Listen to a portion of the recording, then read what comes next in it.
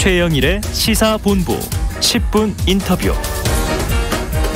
네, 이슈의 핵심을 10분 짚어드리는 10분 인터뷰 시간입니다. 국민의힘이 슬림형 선대본부의 기본 틀을 어제 확정을 했습니다. 대선까지 앞으로 약 2달 정책을 총괄하는 중책을 맡으신 원희룡 정책본부장을 전화로 연결해서 요모조모 얘기 들어보겠습니다. 원 본부장님 안녕하십니까? 안녕하세요. 새해 복 많이 받으세요. 아유, 감사합니다. 덕담까지 해주셨습니다. 자, 국민의힘이요, 이제 슬림형 선대본부의 기본 틀을 어제 확정을 했던데요. 권영세 선대본부장과 함께 이 두 본부 체제를 끌고 가시게 됐습니다. 중책을 맡으신 소감, 각오 한 말씀 들어볼까요? 네, 국민 여러분의 간절함과 똑같은 간절함으로 정권 교체를 위해서 모든 걸 바치겠습니다. 네, 모든 걸 바치겠다. 아주 짧고 굵게 한 말씀 해주셨는데요. 자, 최근에 이 윤석열 후보, 이재명 후보에게 오차범위 밖에서 뒤지는 여론조사 결과도 꽤 나왔고요. 또 이 안철수 후보의 약진도 눈에 띄고 있는데 현재의 판세를 원 본부장님 워낙 선거의 달인이시니까 어떻게 좀 보고 계세요? 윤석열 후보의 공정의 이미지가 조금 흔들린 게 있었고요. 네. 그다음 선대위원회를 둘러싼 여러 가지 분열된 모습과 윤석열 후보가 이것을 제대로 리더십으로 끌고 나가지 못하는 모습 때문에 네. 실망한 여론이 안철수 지지로 많이 옮겨갔다고 보고 있습니다. 네네. 이제 바닥을 치고 상승을 이끌어야죠. 네, 상승을 이끌어야 한다. 그 두 본부 날개 중에 한 날개가 지금 원희룡 본부장이십니다. 자, 그동안 선대위 조직 내용 등 여러 가지 문제로 정책이 안 보인다, 공약이 안 보인다 이런 지적이 많았는데요. 요 며칠 사이에 공약을 많이 내고 있습니다. 그중 하나가 이 여성가족부 폐지 메시지가 나왔는데 오늘 아침 라디오 인터뷰를 보니까 원 본부장님이 정책본부의 공약이 아니라 그러셨잖아요. 그 경위를 좀 설명해 주신다면요. 제가 그 공약을 부정하거나 반대하는 내용이 아니고요. 아, 네네. 그게 발표된 경위에 대한 질문이었잖아요. 네네. 그래서 후보의 페이스북 메시지로 7글자가 갑자기 올라왔기 때문에 저도 몰랐고 많은 관계자들이 몰랐던 게 그냥 사실입니다. 그래서 그 사실관계를 말씀드린 거고요. 가장 나쁜 결정은 이것도 저것도 아닌 우왕좌왕하는 것이 가장 나쁘다고 보거든요. 네. 그러니까 그런 점에서는 그동안 여성가족부가 박원순 시장의 그 성희롱 사건 등에 보여준 아주 그 내로남불식 그 편가르기 진영 태도나 네. 아니면 남녀 간의 이 젠더 갈등을 부추기는 그런 방향으로 몰고 갔던 것들에 대한 국민들의 어떤 반감, 이게 쌓여있던 건 사실이잖아요. 네네. 거기에 대해서 기존에는 이걸 양성평등부로 개편하자는 정도에서 이 공약이 멈춰 있었는데 후보께서 좀 더 선명하게 가자. 우선 명확하게 폐지를 하고 그 다음에 새로운 차원에서 정부 조직할 때 그 대안들을 마련하자 이렇게 하셨기 때문에 여가부 폐지라는 그 명확한 원칙적인 입장 외에 다른 세부적인 그 강론들에 대해서는 지금 논의하는 것은 적절치 않다라는 것에 동의합니다. 아, 그럼 이게 양성평등부로의 개선도 아니고 그냥 폐지 이렇게 이해하면 되겠습니까? 네.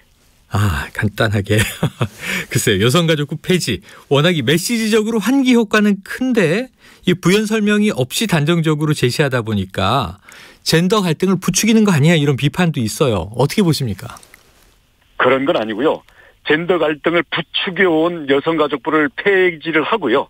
앞으로 젊은 층의 남성이든 여성이든 모두 우리 국민들 아닙니까? 네. 국민들의 삶과 국민들의 이 가치를 존중하고 더 살릴 수 있는 그런 방향의 구체적인 긍정적인 정책들을 내세움으로써 실질적인 우리 이 젠더 갈등 문제에 대해서 긍정적으로 해법을 제시할 수 있도록 노력을 하겠습니다. 여성가족부는 폐지를 하는데 그 이후에 젠더 갈등을 긍정적으로 해결하도록 하는 방안은 내시겠다. 이렇게 말씀 주셨습니다.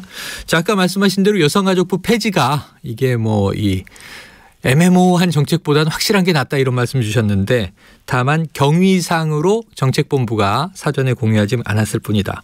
권영세 본부장이요. 예. 정책본부도 공부 좀 해야 한다. 이런 취지의 발언 냈던데 수긍하십니까? 동의합니다. 네, 동의한다. 그러면 여기는 우리 윤석열 후보 그 캠프잖아요. 네. 그래서 이런 것들은 뭐 그 실무적인 과정에서 있었던 거고요. 그래서 네. 아침에 제가 말씀드렸던 것도 그 경위에 관해서 제가 거짓말할 수는 없으니까 사전에 몰랐고 대신 사후에 설명을 듣고 동의를 한다 이렇게 했기 때문에 네. 그런 점을 뭐 무슨 큰 뭐 이 견해 차이가 있는 것으로 그렇게 해석하지는 말아주시기 바랍니다. 알겠습니다.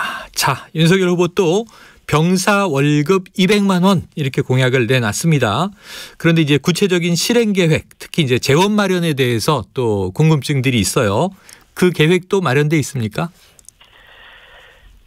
추가로 5조 원이 들어갑니다. 네네. 지금 정부 예산은 600조고요.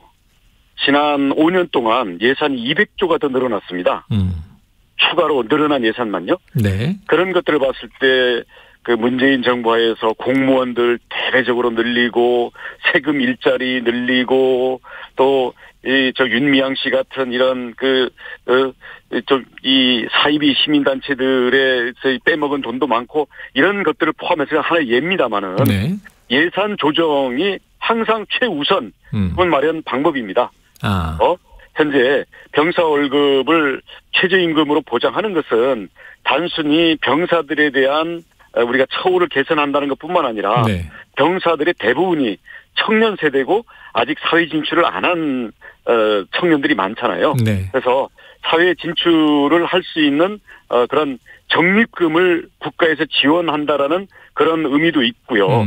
군 복무하는 동안 예를 들어서 18개월이면 한 3,600만 원 정도가 생기는데 네. 이 점을 우리가 더 우대 금리를 적용하는 적금으로 연결시킨다든지 아니면 그게 나중에 사회 활동으로 어떤 창업이나 경제 활동으로 자기 역량을 앞으로 미래의 디지털 시대에 맞는 이런 훈련을 갈 때는 더 인센티브를 준다든지 하면서 우리 청년 세대에 자기 개발, 자기 능력 개발과 일자리로 연결될 수 있는 1년에 7조짜리의 큰 자금 시장이 열리는 그런 의미도 있습니다. 네. 이런 점에서 청년 일자리 및 미래 산업에 집중적으로 투자하는 것을 우리 병사 월급을 통해서 네. 효과가 나올 수 있도록 저희가 후속 정책을 만들고 있습니다. 알겠습니다. 병사 월급 200만 원. 뭐 이재명 후보나 심상정 후보는 임기 후반에는 최저임금에 맞추겠다라고 하니까 크게 다르진 않아요. 그런데